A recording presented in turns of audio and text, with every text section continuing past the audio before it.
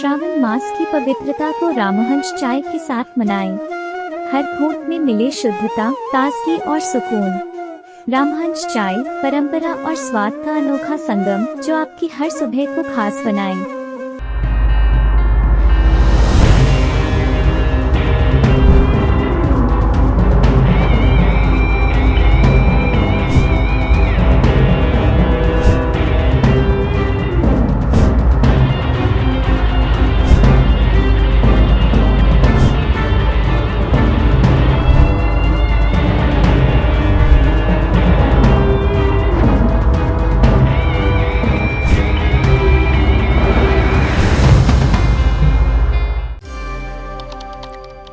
જૂનાગઢનો બહુચર્ચિત case ગોંડલકાંડ કે જેનો આરોપી ગણેશ ગોંડલ જેના દ્વારા જૂનાગઢ સેશન્સ કોર્ટમાં જામીન અરજી છે તે મૂકવામાં આવી હતી।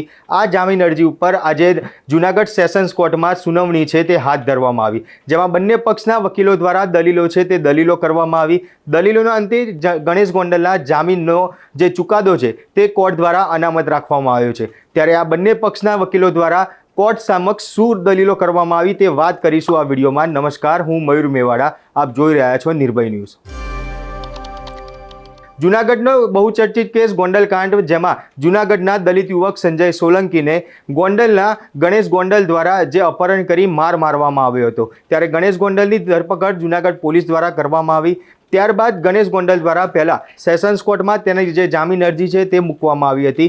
સેશન્સ કોર્ટ દ્વારા તેની જામીન અરજી ખારીજ છે તે કરવામાં આવી। ત્યારબાદ ગુજરાત હાઈકોર્ટની અંદર તેની જે જામીન અરજી છે તે મૂકવામાં આવી, પરંતુ તે દરમિયાન જૂનાગઢ પોલીસ દ્વારા જે ચાર્જશીટ છે તે ફાઇલ કરતા ગુજરાત હાઈકોર્ટમાંથી પણ તેની જામીન અરજી છે જે ગણેશ ગોંડલ દ્વારા પરત ખેંચવામાં આવી। ત્યારે ફરી એકવાર ગણેશ ગોંડલે જૂનાગઢના સેશન્સ કોર્ટમાં તેની જામીન અરજી છે તે ફાઇલ કરી હતી। ગણેશ ગોંડલની જામીન અરજી ઉપર 17 ઓગસ્ટના રોજ સુનાવણી છે તે પહેલાં હાથ ધરવામાં આવી, જેમાં આરોપી પક્ષના વકીલ અને ફરિયાદી પક્ષના વકીલ દ્વારા દલીલો છે તે કરવામાં આવી હતી। ત્યારે આજે 22 તારીખે વધુ સુનાવણી હાથ ધરવામાં આવી, જેમાં જૂનાગઢ જે આ આખો કેસ હતો તેના જે તપાસ અધિકારી છે તેને પણ કોર્ટમાં હાજર રહેવાનું કહેવામાં આવ્યું હતું, અને સાથે સાથે સરકારી વકીલ દ્વારા જે તેમની દલીલો છે તે પણ રજૂ કરવામાં આવી હતી। જેમાં સરકારી વકીલ દ્વારા દલીલો કરવામાં આવી કે જે આખો કેસ છે, જ્યારે પહેલાં પણ આ જ કોર્ટની અંદર ગણેશ ગોંડલ દ્વારા જે જામીન મૂકવામાં આવ્યા હતા તે વખતના સંજોગ અને અત્યારના સંજોગમાં કોઈ ફેર નથી। એવા કોઈ નવા સંજોગો તેમના ગણેશ ગોંડલના વકીલ દ્વારા રજૂ નથી કરવામાં આવ્યા કે જેથી કરીને તેને જામીન આપવામાં આવી શકે।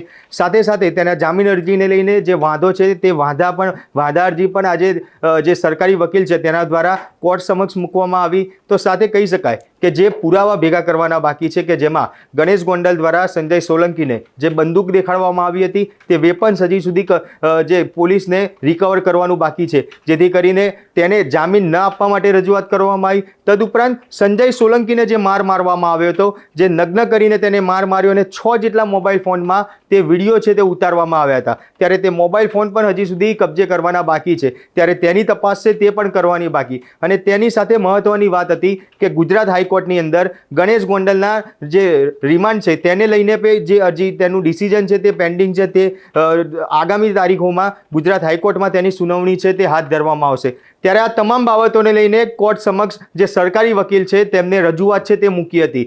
સાથે સાથે અલ્પેશ ઢોલરિયા કે જે ભાજપના જે આગેવાન છે અને તેમના દ્વારા પણ થોડા દિવસ પહેલા જાહેર મંચ ઉપર એવું કહેવામાં આવ્યું હતું કે ગણેશ ગોંડલ થોડા દિવસમાં જેલમાંથી બહાર આવી જશે અને આપણી વચ્ચે પણ જોવા મળશે, એટલે કે 2 જ દિવસમાં જેલમાંથી બહાર આવી અને આપણી વચ્ચે જોવા મળશે તેવી વાત છે જે કરવામાં આવી હતી, અને તેને પણ ખૂબ ગંભીરતાથી લેવામાં આવી છે।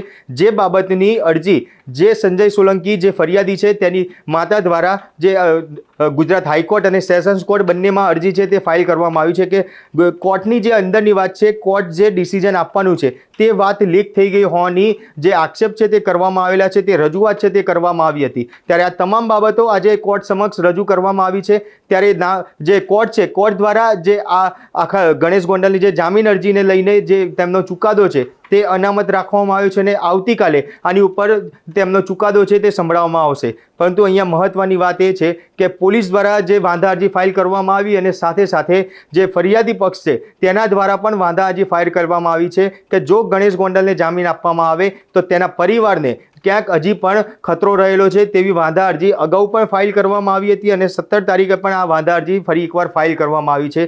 ત્યારે હવે નામદાર કોર્ટ આવતીકાલે તેમનું નિર્ણય શું સંભળાવે છે કે ખરેખર ગણેશ ગોંડલને હવે જામીન આપવામાં આવશે કે પછી તેને હજી પણ જેલવાસ લાંબો ભોગવવું પડશે. કારણ કે ગુજરાત હાઈકોર્ટમાં પણ તેની જે રિમાન્ડની અરજી છે તેની ઉપર સુનાવણી હાથ ધરવાની બાકી છે.